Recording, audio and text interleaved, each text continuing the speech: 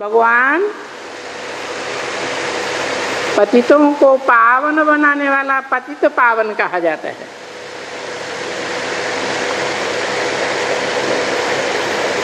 वो एक ही है जो पतितों को पावन बनाने वाला।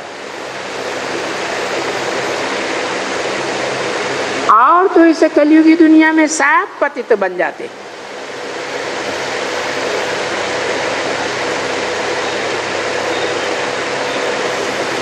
वो तो कभी पतित नहीं बनता, उसको तो कहा ही जाता है एवर प्योर।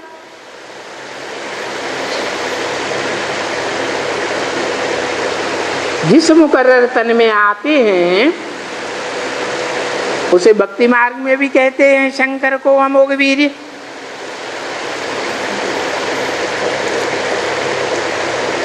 तो तुम इन ब्रह्मा को, इन विष्णु को भगवान थोड़े ही कहेंगे, इनको पतित पावन थोड़े ही कहेंगे, शंकर को भी नहीं कहेंगे। क्योंकि शंकर कहा ही जाता है पुरुषार्थी जीवन को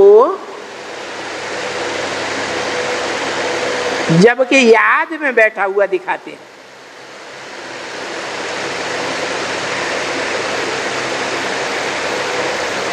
संपूर्ण है तो याद करने की दरकार नहीं।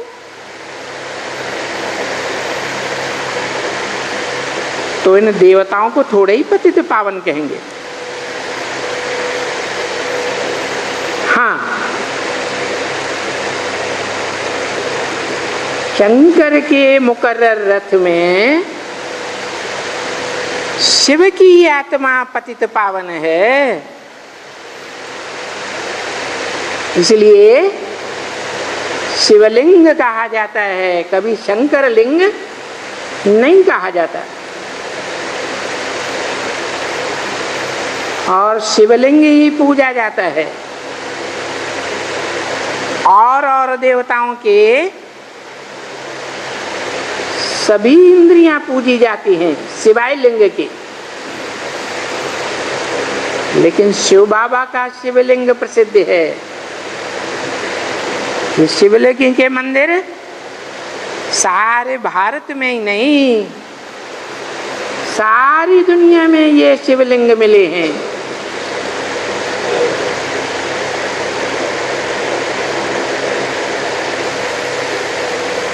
तो देखो, देवताओं की महिमा अलग है, भगवान की महिमा अलग है। तो पहले जब प्रदर्शनी में भी समझाओ, क्योंकि आजकल तुम बच्चों को प्रदर्शनी में बहुत समझाना होता है, इसलिए पहले तो त्रिमूर्ति ही है। क्योंकि शिव अकेला इस सृष्टि पर नहीं आता है, किसके साथ आता है? तीन मूर्तियों के साथ आता है। तो त्रिमूर्ति जरूर चाहिए, क्योंकि वर्षा मिलना है ना बच्चे।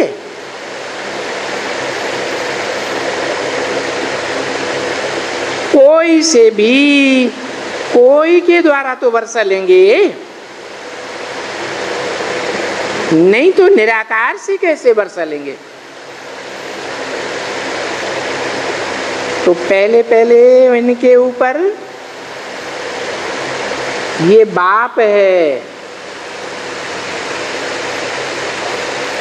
त्रिमूर्ति में दिखाया है, ब्रह्मा विष्णु शंकर तीनों मूर्तियों से ऊपर आत्माओं का बाप है। ये है ना बाप। तो ये त्रिमूर्ति रचना है। और वो रचयिता है सबका। कौन है? त्रिमूर्ति में रचयिता कौन है? तीन मूर्तियों के ऊपर है ना, रचयिता है ना। रचयिता साकार होता है या निराकार होता है? हैं? साकार होता है। लेकिन तीन मूर्ति के ऊपर जो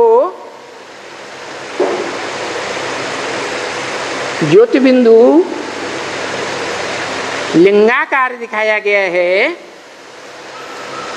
वो साकार है या निराकार? निराकार है। निराकार सिर्फ बिंदु होता है या लिंग वो भी निराकार होता है? हैं?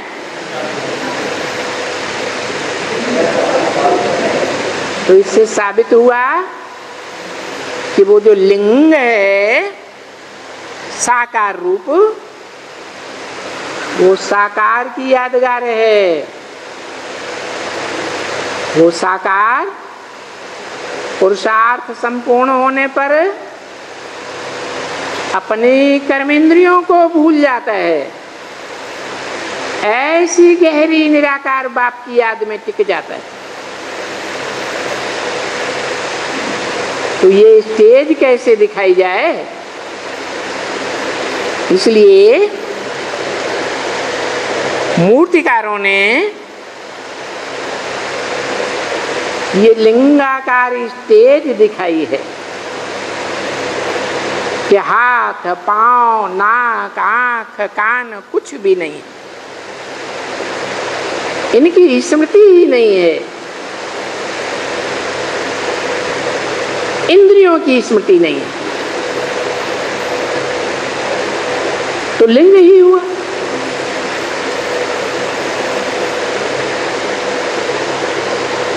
और लिंग में भक्ति मार्ग में सात्विक स्टेज में द्वापर के आदि में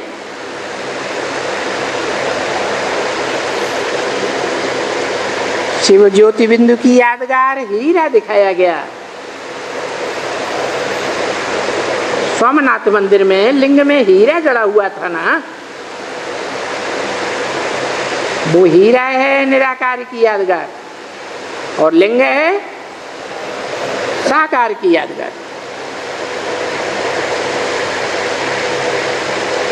तो वो साकार में निराकार सबका रचयिता है। ये सूक्ष्म वतन भी इसने रचा है।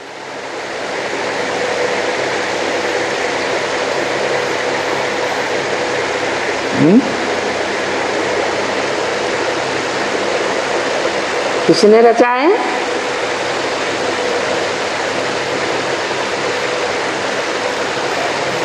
यज्ञ के आदि में सूक्ष्म वतन में साक्षात्कार कराते थे या नहीं कराते थे? तो बाप आते हैं तीन मूर्तियों के साथ, उनमें से एक मूर्ति संगम युग के आदि में ही निराकारी स्टेज में थी। वो बाप का रचयिता का रूप है।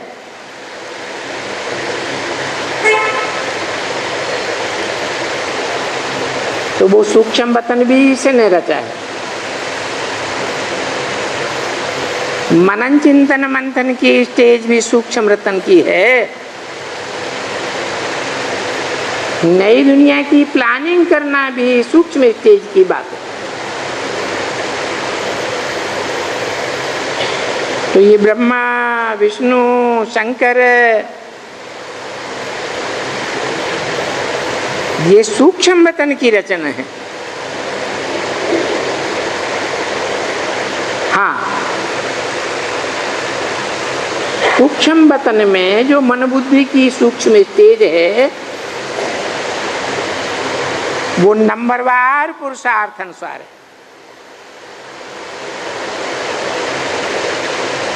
सबसे नीची स्टेज है ब्रह्मा की, उससे ऊंची स्टेज है विष्णु की, और इन दोनों से भी ऊंची स्टेज है शंकर की। बिल्कुल परम धाम के नजदीक।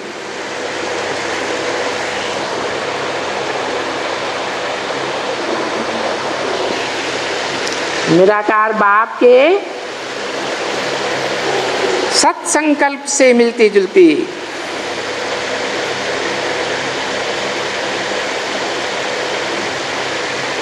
तो बताया वो रचयिता बाप से ही वर्षा मिलता है।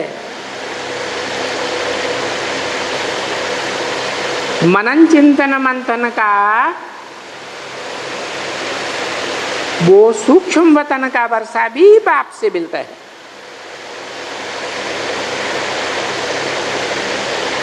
रचना को रचना से वर्षा नहीं मिलता है।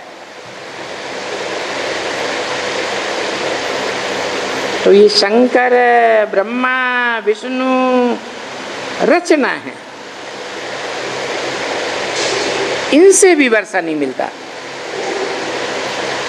वर्षा देने वाली आत्मा आत्माओं का बाप है। उस बाप से वर्षा मिलता है।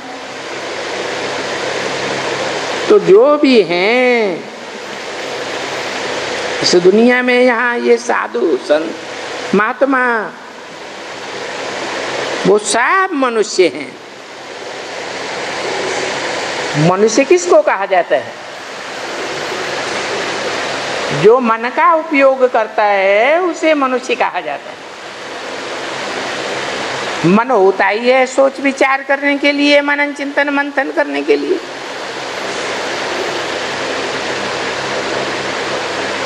भगवान को तो सोच विचार करने की दरकार ही नहीं।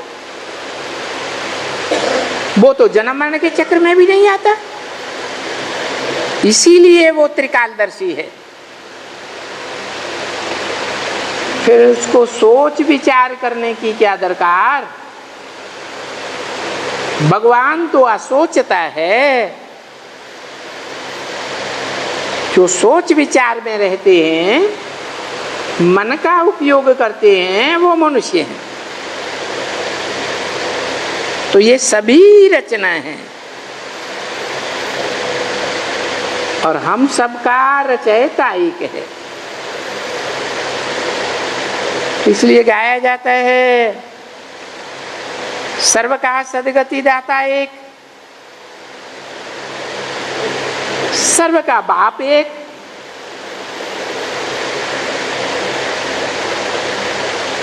तो ये हमारा बाबा भी है। देखो इतनी बाप की पहले पहले महिमा करते हैं क्योंकि ये सबका बाबा है। अच्छा, जो सबका बाबा है उसी को पतित पावन भी कहते हैं।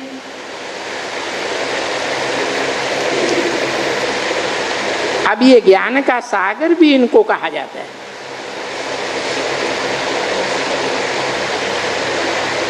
अभी माने कभी है सतयुग में, त्रेता में कि द्वापर कलयुग में, संगम युग में,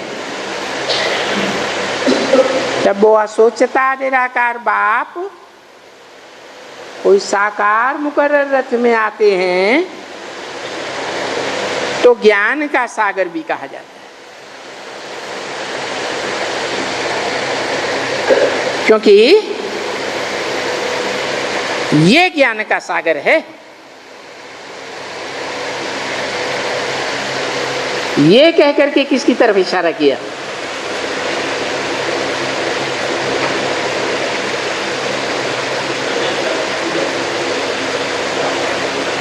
ये ज्ञान का सागर है। ये ज्ञान का सागर है या ज्ञान सूर्य है? सागर है। वो जो फिर शास्त्र वगैरह हैं और इन शास्त्रों को लिखने वाले हैं, पढ़ने वाले हैं, सुनाने वाले हैं, वो सब भक्ति के सागर है। वो कोई ज्ञान नहीं है। शास्त्रों में जो लिखा है उसे ज्ञान नहीं कहेंगे। क्यों? क्योंकि शास्त्र अनेकों से आते हैं, अनेक मनुष्यों ने लिखे हैं या एक ने लिखे हैं।